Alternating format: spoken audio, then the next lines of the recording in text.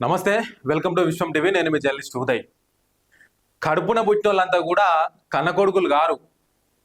ఆ తల్లిదండ్రుల యొక్క బాధ్యతలు పంచుకున్నప్పుడే కొడుకులు అనబడతారు వాళ్ళు. అర్థమైందా? ఇది చాలా మంది చాలా సందర్భాల్లో చెప్తూనే ఉంటారు. ఎన్ని ఎన్ని సంఘటనలు చూస్తున్నాం ఇవాళ రేపు మనం సమాజంలో. మొన్నటికి మొన్న అసలు గుండెలు పిండుకునేటువంటి వార్త ఏంది అని అంటే, తండ్రి చనిపోతే తండ్రి అంత్యక్రియలు జరుగుతా ఉన్నాయి. ఒక పక్క అంత్యక్రియలకు కన్న కూతురు రాకపోగా వీడియో కాల్లో చూస్తున్నది అంత్యక్రియలంతా కూడా. అంత్యక్రియలు చేయమని చెప్పేసి అక్కడ ఉన్న చుట్టుపక్కల వాళ్ళకి డబ్బులు వేసింది. వీడియో కాల్లో చూస్తూ ఇంకెంతసేపు అవుతుంది, ఇంకెంత టైం పడుతుంది అని చెప్పేసి అడుగుతా ఉన్నటువంటి దుస్థితి ఈ రోజులలో మనం చూస్తూ ఉన్నటువంటి పరిస్థితి. సో అట్లా చాలా మంది చాలా రకాలుగా తల్లిదండ్రులను విస్మరించడము, పట్టించుకోకపోవడము, బాధ్యత లేకుండా మరచి తిరగడము, ఇట్లాంటి ఘటనలు చాలా చూస్తా ఉన్నాం మనం సమాజంలో. సో కానీ ఇప్పుడు నేను చూపెట్టబోయేటువంటి ఘటన చూస్తే మీరు నిజంగా గుండె తరుక్కుపోయేటువంటి మాట అయితే వాస్తవం అసలు. సో ఒకసారి వీడియో చూద్దాం రండి. రైట్, ఒక్కసారి వీడియో చూడండి ఒకసారి. ఏంది అనంటే, ఒక మహిళ తన తండ్రి చనిపోతే తన తండ్రి శవానికి అంత్యక్రియలు నిర్వహిస్తా ఉన్నది. అంటే తలగొరివి పెడతా ఉన్నటువంటి పరిస్థితి. చూడండి.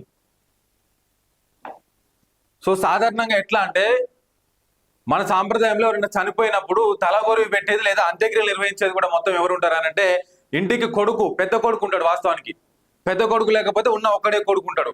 లేదు ఆ కొడుకు కూడా లేకపోతే ఏం చేస్తారంటే, ఆ కొడుకు ఉన్నటువంటి కొడుకో, మొత్తానికి మగవాళ్ళు మాత్రమే మనం అంత్యక్రియలు చేయడము, తలగొరివి పెట్టడం అనేది చూస్తూ ఉంటాం. కానీ ఇక్కడ దానికి భిన్నంగా ఏం జరిగిందంటే, కన్న కూతురు అంత్యక్రియలు నిర్వహిస్తూ ఉన్నటువంటి పరిస్థితి ఇక్కడ. అగో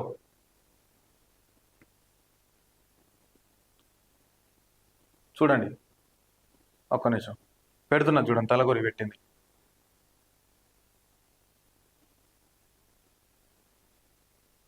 రైట్. సో ఆ వీడియో చూసినాం కదా. ఏంది ఆ వీడియో సారాంశం అంటే, తండ్రికి తలగొరివి పెట్టిన కూతురాట, ఆస్తి లేదని కొరివి పెట్టని కొడుకు, మంట కలిసిన బంధాలని ఇక్కడ మనం ఒక వార్త చూడొచ్చి ట్రెండ్. ఒకసారి తలగొరివి పెట్టడానికి కొడుకు తిరస్కరించిన ఘటన చిత్తూరు జిల్లా కార్వేటి నగరంలో వెలుగు చూసింది. తండ్రి వెంకటేశ్వర్లు మరణిస్తే డబ్బుపై ఉన్న మోజుతో కన్న పేగు బంధాన్ని తెంచేసుకున్న కొడుకు, డబ్బు పిచ్చి ముందు కన్నవారి ప్రేమ ఎంత చులకనైపోయిందో అనడానికి ఈ ఘటనే సాక్ష్యంగా ఉన్నది.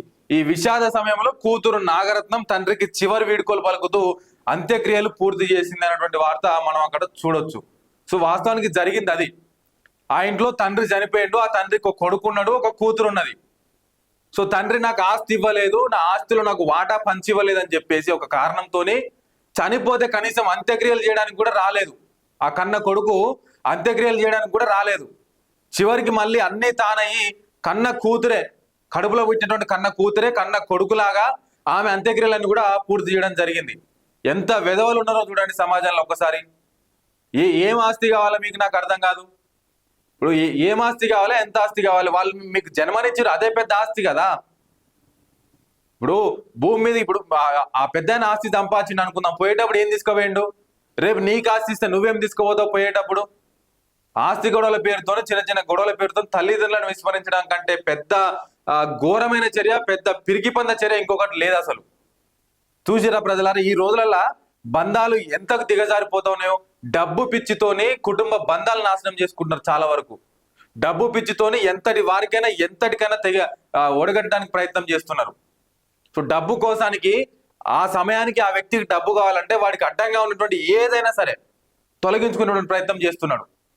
సో నాట్ ఓన్లీ ఇది ఒక్క సంఘటనే కాదు, ఇంకా చాలా సంఘటనలు మనం ఇంతకుముందు చూసినాం కూడా. కన్న తల్లిదండ్రులను చూడకుండా అనాథాశ్రమంలో పడేసినటువంటి తల్లిదండ్రులు ఉన్నారు. సరే, కొంతమంది జెన్యున్ గా ఉంటారు, వాళ్ళు ఎక్కడో విదేశాలలో ఉంటారు. సో కొంతమంది కావాలని చెప్పేసి అనాథాశ్రమాలలో ఉంచుతారు, అది వేరే విషయం. కానీ కొంతమంది తల్లిదండ్రులు అయితే పాపం దిక్కు ముక్కు లేకుండా అక్కడ అనాథ శరణాలయంలో పడి ఉంటారు. కనీసం వాళ్ళ కొడుకు కూతురు ఎక్కడ ఉన్నారో కూడా తెలియదు, కొడుకు కోడలు ఎక్కడ ఉన్నారో కూడా తెలియనటువంటి పరిస్థితి. ఎంత ఘోరంగా ఉన్నటువంటి పరిస్థితి చూడండి అసలు. వాళ్ళు మిమ్మల్ని చిన్నప్పటి నుంచి కని పెంచి పెద్ద చేసి, సో ఒక స్థాయికి తీసుకొచ్చి ఒక జాబ్ దాకా పోయేంత వరకు చూసి లాస్ట్కి వాళ్ళు అనుభవించేది మీ ద్వారా ఇది. సో నాట్ ఓన్లీ కొడుకనే కాదు, కూతురనే కాదు, ఎవరైనా సరే అట్లానే ఉన్నారు ఇవాళ రేపు కూడా. టెక్నాలజీ పెరిగింది కదా, 4 డబ్బులు కళ్ళకు కనపడుతున్నాయి కదా అని చెప్పేసి ఎప్పుడు కూడా తల్లిదండ్రులను విస్మరించకూడదు. ఎన్ని ఘటనలు చూస్తలేము మనం, ఎన్ని సంఘటనలు చూస్తలేము. ఇవాళ కనపడ్డోడు ఇంకొక నిమిషానికి కనపడతలేడు ఈ రోజులల్లా. నీటి బుడగ లెక్క ఉంటది ఈ జీవితం ఇదంతా కూడా. నీటి బుడగ ఎంతసేపు ఉంటది నీళ్ళ మీద. సో అట్లాంటి కాలంలో బతుకుతున్నటువంటి మనము ఇట్లాంటి పంతాలకు పోయి, ఇట్లాంటి వివాదాలకు పోయి, ఇట్లాంటి జిజ్జు లాంటివన్నీ కూడా చేసుకుంటా ఏం ఏం సందేశం ఇస్తా ఉన్నాం సమాజానికి మనము? ఎంత హృదయ విదారకమైనటువంటి ఘటన. గా మధ్యలో నేను కూడా ఒక వీడియో చేసిన ఒక 2-3 నెలల కింద. ఏంది, తల్లిదండ్రులు ఇద్దరు కూడా ఇంట్లో ఉంటారు, వాళ్ళ కొడుకు పోయి ఎక్కడో అమెరికాలో ఉంటాడు. ఆ కొడుకు తల్లిదండ్రులకు ఫోన్ చేయక దాదాపు 15 రోజులు అవుతున్నది. అంతకుముందే తండ్రి చనిపోయిండు, ఆ ఇంట్లోనే ఆ బెడ్ మీద పడిపోయి ఉన్నాడు. ఆ తండ్రి చనిపోయినటువంటి 15 రోజుల తర్వాత ఆ తల్లి కూడా చనిపోయింది పాపం. వాళ్ళకి ఎవరికి చెప్పాలో ఏం చెప్పాలో అర్థం కాక ఇద్దరు కూడా ఒకటి ఇంట్లో చనిపోయి, ఆ స్మెల్ వస్తూ ఉంటే చుట్టుపక్కల పోయి చూసేసరికి ఆ బెడ్ మీద అస్థి పంజరాలు అయిపడి ఉన్నాయి ఆ శవాలన్నీ కూడా 2.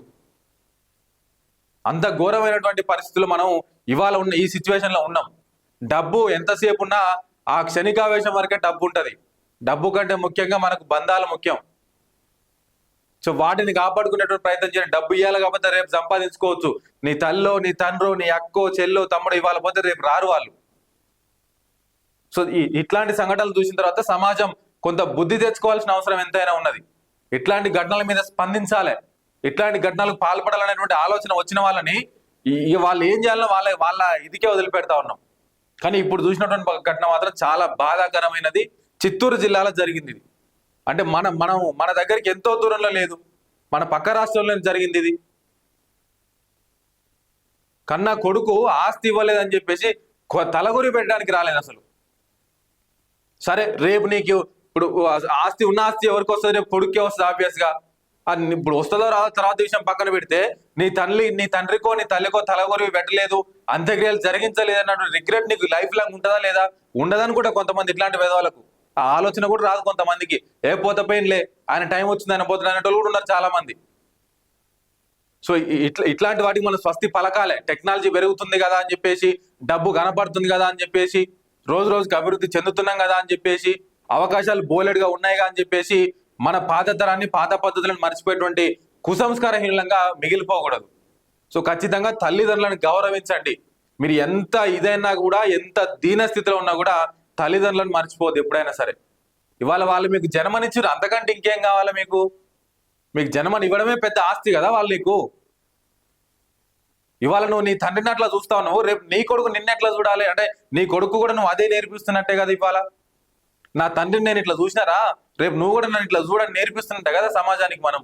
సో నాట్ ఓన్లీ ఈ చిత్తూరు ఘటన ఒకటే కాదు, సమాజంలో జరుగుతున్నటువంటి అన్ని ఘటనల మీద ఇదే విధంగా మాట్లాడుకోవాల్సి వస్తుంది రాబోయే రోజుల్లో. సో కాబట్టి ఇట్లాంటి చర్యలు ఎంత మాత్రం కూడా హర్షించదగ్గవి, హేయమైనవి కానే కాదు. ఇట్లాంటి వాటిని ఎక్కడికక్కడ ఖండించాల్సినటువంటి బాధ్యత ప్రతి పౌరుడిగా మన మీద ఉన్నది.